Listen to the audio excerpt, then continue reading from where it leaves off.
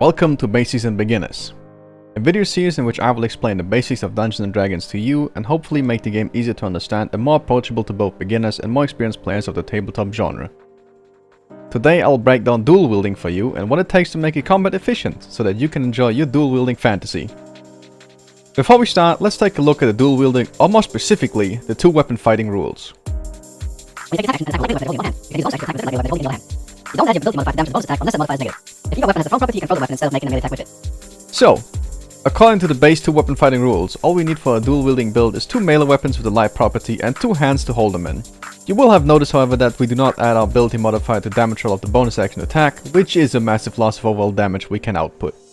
Therefore, we'll have to take the fighting style two weapon fighting, which allows us to do exactly that.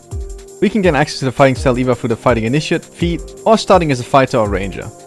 Unfortunately, the damage dice on light weapons usually caps out at 1d6, which is not a lot. So if you plan on doing even more damage, we'll have to pick up the dual wielder feat, which says the following.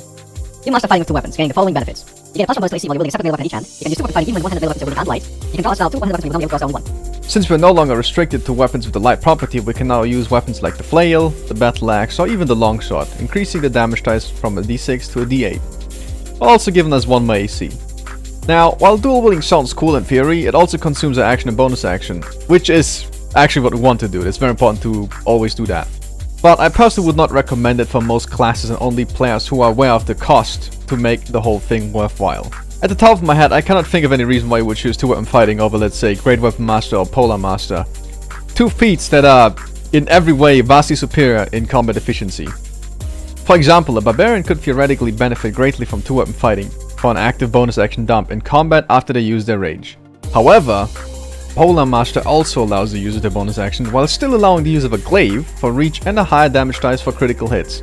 And Polar Master only costs the barbarian a single feat to fully utilize, while the barbarian would have to pick up at least two feats to make two weapon fighting comparatively effective.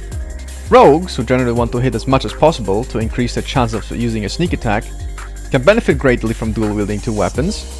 But then, I also have to point out that it's usually a more effective choice to just run crossbow expert. Overall, dual wielding melee weapons on 5e comes at a great cost if you plan to run it efficiently, but has it ever stopped anyone from playing what they really want for fun? Absolutely not, because combat efficiency shouldn't deter you from playing what you enjoy, and don't let other people tell you otherwise. That's it for dual wielding. Leave a comment below if you want me to make videos on other subjects you would like me to delve deeper into.